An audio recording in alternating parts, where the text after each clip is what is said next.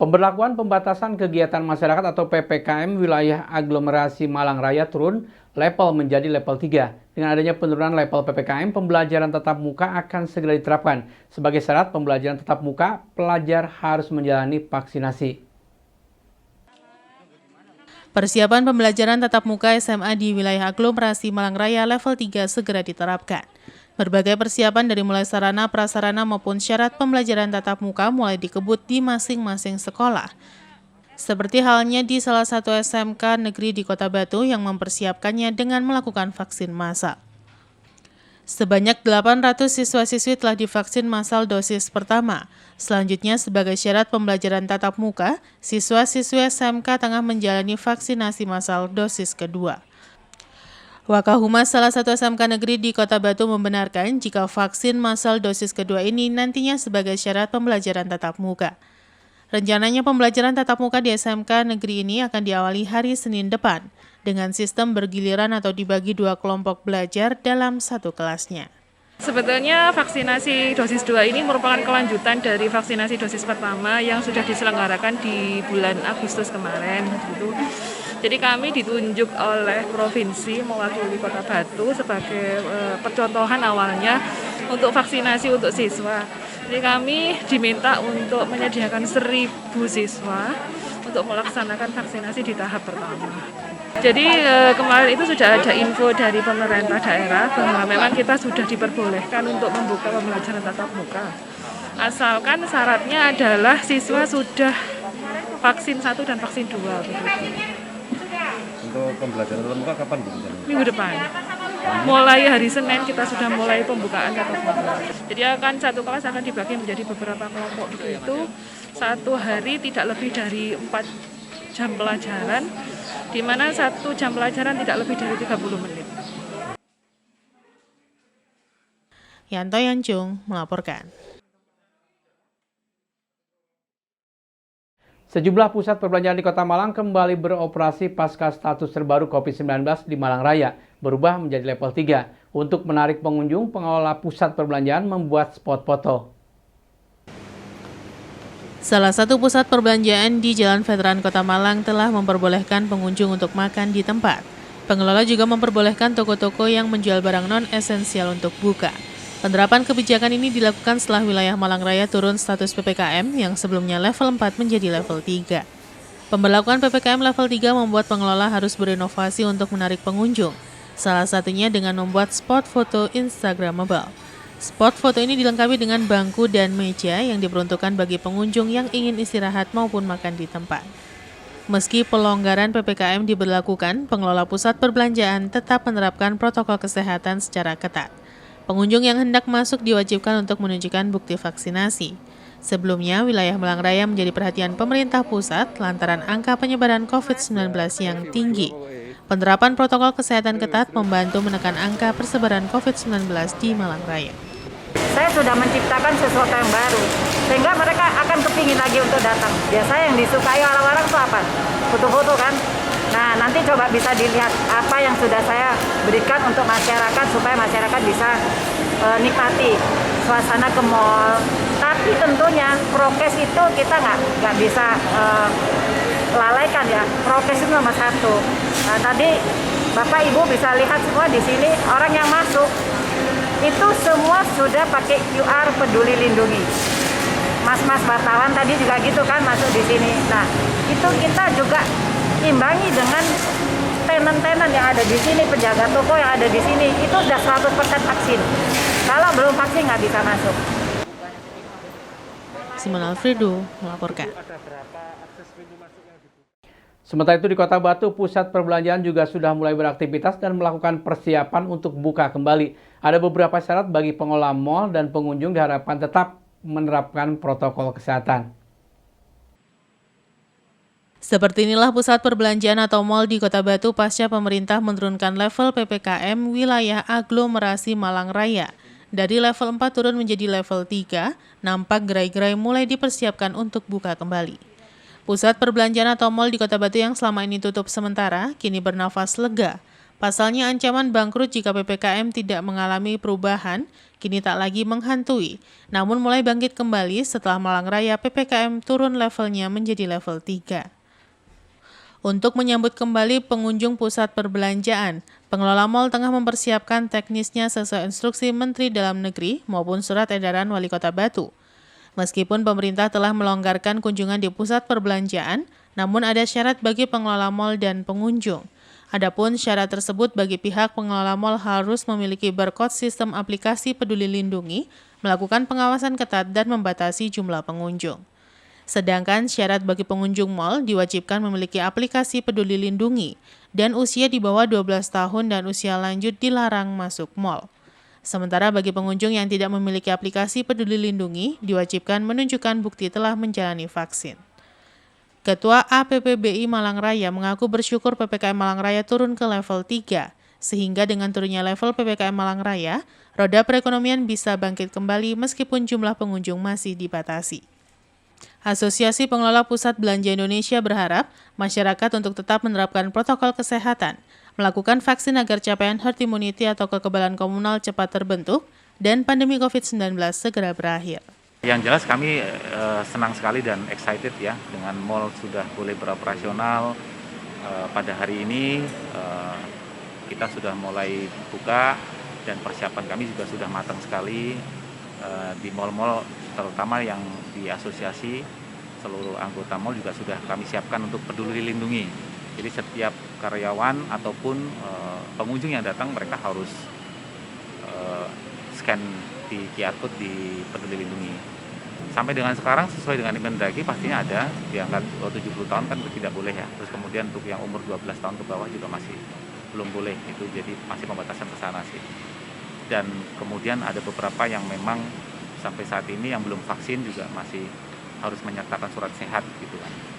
Tapi alhamdulillah sampai sekarang sih kita coba trial udah seminggu ini tidak ada kendala, hampir semuanya sudah vaksinasi minimal di vaksin pertama. Ya belum seramai yang diharapkan karena memang baru pertama kali ini, tetapi sudah cukup lumayan buat kami, sudah bisa bernafas lega, minimal sudah orang mengerti dan mereka tidak takut-takut lagi masuk ke mall. Ya kalau hitungan masih ratusan lah, kalau tadi aja baru saya cek paling mungkin sekitar 300-an aja masih, belum terlalu banyak sih. Tapi gerai-gerai sudah dipersiapkan semua? Sudah siap, ada beberapa yang memang belum, terutama sinema masih belum diperbolehkan kan. Terus kemudian untuk mainan anak-anak juga masih belum. Persiapannya belum ada karena memang kan anak-anak di bawah 12 tahun kan masih belum boleh. Belum 100% gitu. Belum. Tapi kalau untuk fashion, makanan dan segala macam sudah siap semua. Kami lebih dilonggarkan ya. Kalau kita lihat Mendagri yang terbaru ini kan kalau sebelumnya jam 10 sampai jam 8 malam. Nah, sekarang ini boleh sampai jam 9 malam. Jadi pukul 21.00 itu udah masih diperbolehkan. Jadi artinya ya cukup oke lah gitu. Cuman memang yang menjadi kendala kami masih ada pembatasan umur yang 70 tahun tidak boleh masuk, kemudian 12 tahun ini menjadi sedikit masalah kendala juga karena kebanyakan family yang datang. Ya otomatis harapan kami sudah boleh diizinkan lah. Yanto Yancung melaporkan. Terima kasih Anda masih bersama kami Info 7 Malang Raya. 18 pasien COVID-19 yang menjalani isolasi di rumah isolasi terpusat di Jalan Kawi, Kota Malang, mengikuti wisuda kelulusan sembuh dari COVID-19. Pasien yang sembuh ini diharapkan memberi edukasi kepada masyarakat untuk tidak malu berobat dan menjalani isolasi ketika terpapar COVID-19. Wisuda lulus dari paparan COVID-19 ini dilakukan di rumah isolasi terpusat yang terletak di Jalan Kawi, Kota Malang. Total sebanyak 18 pasien yang selama 14 hari menjalani isolasi di rumah isoter dinyatakan sembuh dan diwisuda oleh Kapolresta Malang Kota AKBP Budi Hermanto. Pasien yang dinyatakan sembuh ini diwisuda dengan ditandai pemakaian kaos bertuliskan kata motivasi sebagai penyintas COVID-19. Pemberian kaos motivasi ini bertujuan agar para penyintas ikut mengedukasi masyarakat agar tidak alergi dengan COVID-19. Sehingga jika terpapar, masyarakat mau berobat, salah satunya dengan menjalani perawatan di rumah isolasi terpusat. Kapolresta Malang Kota AKBP Budi Hermanto mengatakan bahwa pemberian sembako dan obat herbal bagi pasien penyintas COVID-19 merupakan perhatian pemerintah terhadap para penyintas COVID-19. Kapolresta juga berharap agar pasien yang sembuh ini tetap menjaga protokol kesehatan. Sementara Koordinator Rumah Isolasi Terpusat mengajak masyarakat yang terpapar COVID-19 untuk tidak takut menjalani isolasi di rumah isolasi terpusat, karena layanan dan fasilitas di rumah isoter memadai. Sementara selain mendapatkan kaos motivasi, puluhan pasien yang sembuh ini juga mendapat bantuan sembako dan obat herbal dari Polresta Malang Kota. Pasien yang sembuh ini juga langsung dipulangkan ke rumah masing-masing. Nah, kami di sini peduli untuk memberi support secara moral kepada saudara kita yang sudah selesai di isoter dan sudah sembuh dan boleh kembali. Nah, ini sebagai himbauan kepada masyarakat daripada isoman, ayo ke isoter. Seluruh komponen masyarakat di Kota Malang dan Malang Raya ini peduli kepada saudara yang terpapar COVID dan juga yang tidak terpapar untuk menjaga protokol kesehatan.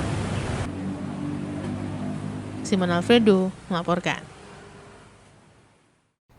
Memasuki pelaksanaan PPKM level 3 untuk Malang Raya, jalan penghubung Torongrejo Pendem Kota Batu mulai dibuka maksimal untuk semua jenis kendaraan. Kondisi ini sambut lega para sopir angkutan umum jurusan Landung Sari Batu lewat Torongrejo.